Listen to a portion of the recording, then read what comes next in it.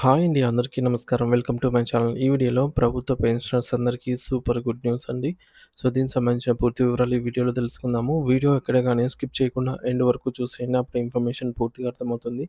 అలాగే వీడియో చూస్తున్న ప్రతి ఒక్కరూ లైక్ చేయండి ఫ్రెండ్స్. ఈ వీడియోని తోటి పెన్షనర్ మిత్రులతో అయితే షేర్ చేయండి.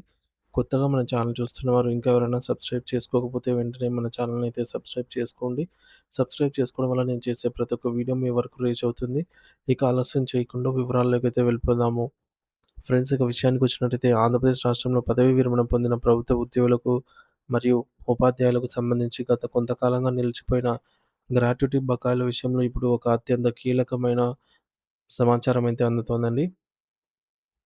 సో, తమ సర్వీస్ కాలమంతా ఎంతో కష్టపడి రిటైర్మెంట్ తర్వాత తమ అవసరాల కోసం దాచుకున్న కష్టార్జితం ఎప్పుడొస్తుందా అని వేల సంఖ్యలో పెన్షనర్లు ఆశగా ఎదురుచూస్తున్నారు. అటువంటి వారందరికీ ఊరటనిస్తూ వారి వ్యక్తిగత బ్యాంకు ఖాతాల్లోకి గ్రాట్యుటీ బకాయిల సొమ్ము జమ కావడం అధికారికంగా ప్రారంభమైంది.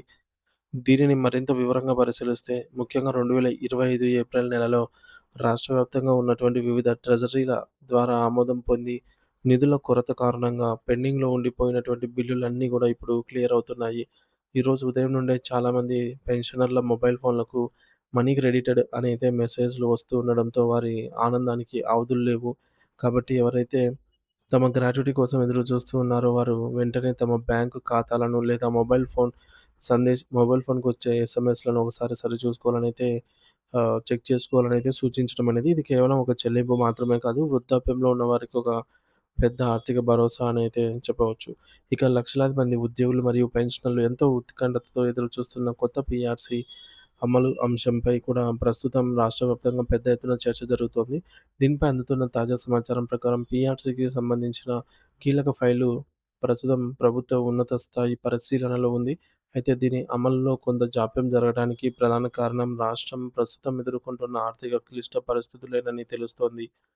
ప్రభుత్వం పీఆర్సీ అమలు చేయాలనే సంకల్పంతో ఉన్నప్పటికీ, దానివల్ల ఖజానాపై పడే అదనపు భారాన్ని ఎలా తట్టుకోవాలనే అంశంపై ఆర్థిక శాఖ నిపుణులు ఆచితూచి అడుగులు వేస్తున్నారు.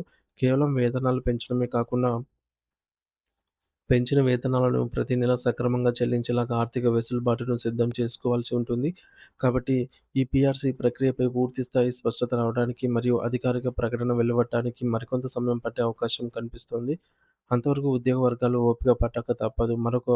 మరోవైపు సత్యసాయి జిల్లాలోని హిందూపురం ఎస్టీఓ పరిధిలో పనిచేసిన పెన్షనర్లకు సంబంధించి ఒక చిన్న ఆందోళన నెలకొంది.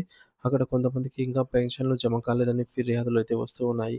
అయితే దీనిపై రాష్ట్ర ప్రభుత్వం ఒక చారిత్రాత్మక నిర్ణయం తీసుకోవడం విశేషం. ఇకపై రాష్ట్రంలో జీతాల కంటే ముందే పెన్షన్‌లను చెల్లించాలని ప్రభుత్వం భావిస్తోంది.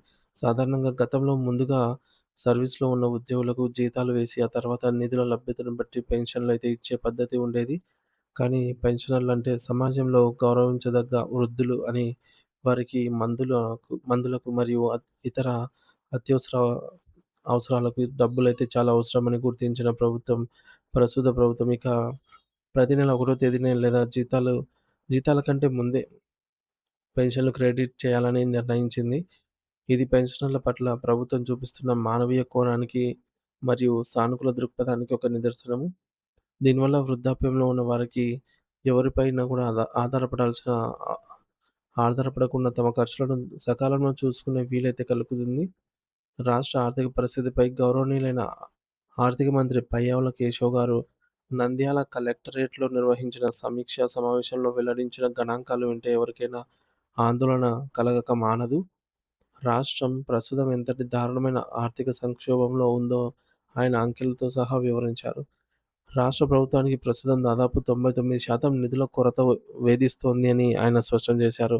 అంటే ఖజానాలో ఉన్న ప్రతి రూపాయికి పదింతల అవసరాలు మన ముందు ఉన్నాయి. రాష్ట్రం యొక్క మొత్తం వార్షిక ఆదాయం సుమారు 2,34,000 కోట్ల రూపాయలుగా ఉంటే గతంలో చెప్పిన అప్పులకు కట్టాల్సిన వడ్డీలే ఏకంగా 3,32,000 కోట్ల రూపాయల వరకు చేరుకున్నాయని ఆయన వెల్లడించారు. దీని అర్థం ఏంటంటే మనకొచ్చే మొత్తం ఆదాయం వడ్డీలు కట్టడానికి కూడా సరిపోవడం లేదు.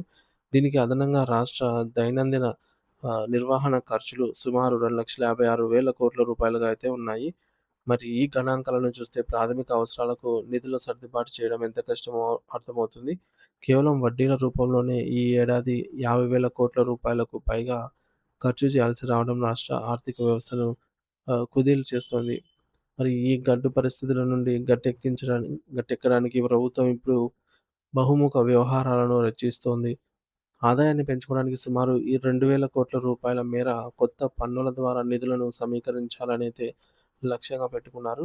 అలాగే గతంలో జరిగిన నిధుల దుర్వినియోగానికి అడ్డుకట్ట వేయడానికి డిజిటల్ మరియు ఆన్‌లైన్ నిఘా వ్యవస్థను మరింత కఠినతరం అయితే చేయబోతూ ఉన్నారు.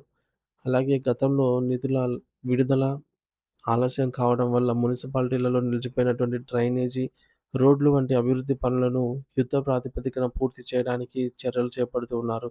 జిల్లా కలెక్టరేట్ల వద్ద ఉండే అత్యవసర నిధులు కూడా గతంలో సున్నాకు చేరుకున్నాయని, వాటిని మళ్ళీ నింపడానికి గ్రీన్ ఛానెల్ విధానాన్ని ప్రవేశపెడుతూ ఉన్నారు. దీనివల్ల కలెక్టరేట్లకు నేరుగా నిధులు అందుతాయి. ఫలితంగా చిన్న చిన్న పనుల కోసం రాష్ట్ర రాజధాని వైపు చూడాల్సిన అవసరం ఉండదు.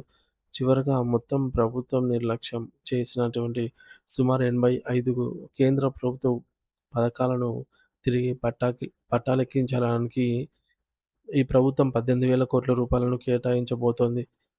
సో, దీనివల్ల రాష్ట్రానికి కేంద్రం నుంచి వచ్చే నిధులు సక్రమంగా అందుతాయి మరియు గ్రామీణ ప్రాంతాలు అభివృద్ధి చెందుతాయి.